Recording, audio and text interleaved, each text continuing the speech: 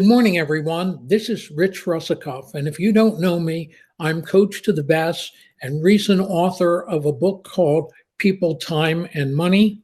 And I have also been a business brokerage during my career. Many of my clients consider buying a business or merging with another company. So I put together about 10 questions for you to consider as your initial consideration for whether or not you want to buy or consider merging with another company. Let's take a look at the first question. Realistically, how much of your money will you be willing to pay for the company? Do a ballpark number. Let's assume you think you would pay up to 2.5 million or 5 million, and then you find out that the seller wants 7.5 or 10 million. You know that that's not going to happen, but you want to come up with a realistic number for you so you don't put yourself in a situation where you're going to be continually putting your dollars into paying back for the business. So let's take a look at the next question. Do you want a merger or outright acquisition? Here's the difference. Outright acquisition, you own it totally. Merger, that means it's a mix of stock and perhaps the seller will stay on. So there are considerations here that are important. One of them is you may want two separate entities, even if it's the same industry, so you can do different types of programs with each. The next question you should look at is, will you keep the person currently running the company? This is a key question. Generally, in small to mid-sized businesses, once you buy a company and you bring in the owner of the company you're buying, you have two bulls in a pasture, and that's very difficult to work through. So you may want the owner there for a year, you may want them for consulting, or you may not want them at all. That's important consideration because the owner may want to continue working with the business, which gets us to, are you looking for owner financing? And if so, how much? I generally find that if you ask for cash, if you offer cash, you will get a lower price. If you ask the owner for financing, you have to structure it in a way that the owner gets the money he should on a timely basis and that you don't stretch yourself with a debt service you really can't handle.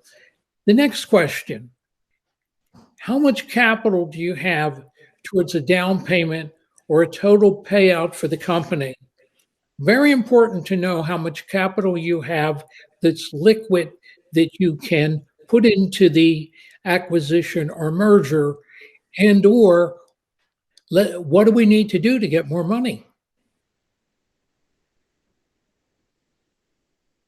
So that means will you be looking for outside financing?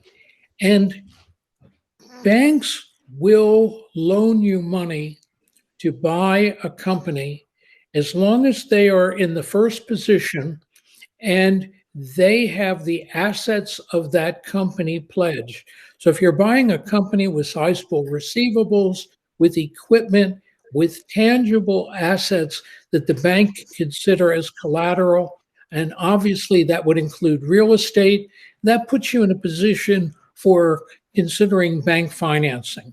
The next question is, have you considered the advantages and disadvantages of an asset sale or buying the corporation? I generally recommend buying the assets. If you buy the corporation, you're liable for any situations that may have come up where the company is sued or they owe money to IRS or to other vendors. So please think about this carefully.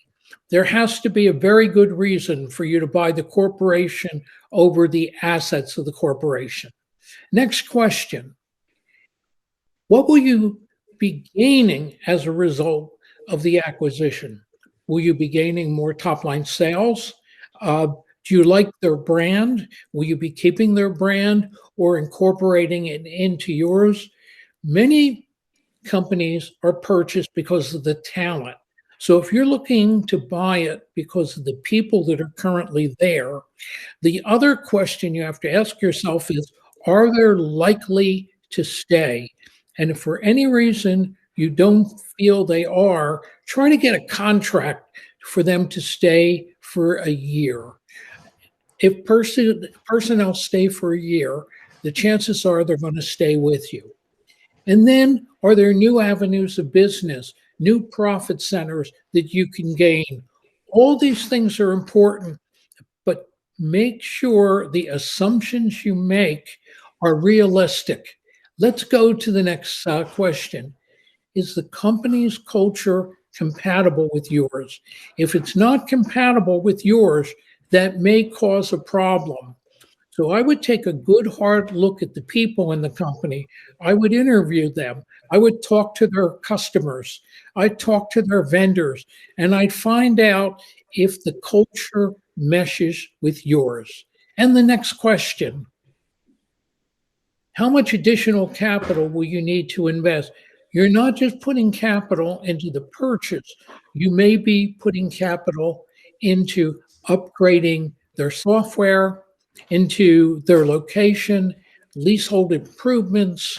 There are many areas where you may have a need for additional capital. So make sure you go into an acquisition or a buyout with the capital that's necessary for it to happen. Do you have the capacity to manage another company? Will people on your team be asked to become part of managing the new company? And if they do they have the bandwidth to do it? Do you have the time and energy to manage both companies? This is a critical question because a new company is going to have just as many needs as the company you currently have, and you have to take them through the process of making the two companies harmonious. So those are some key questions to ask. Now, we also have a presentation we can send you, which is called the Growth Opportunity Assessment. If you'll send an email to team@Coach to the Best, we'll be happy to send you that. Please join my YouTube channel. I hope this was helpful to you. And there are so many more issues in buying a company. This is the first layer in peeling the onion. Good luck and have a wonderful day.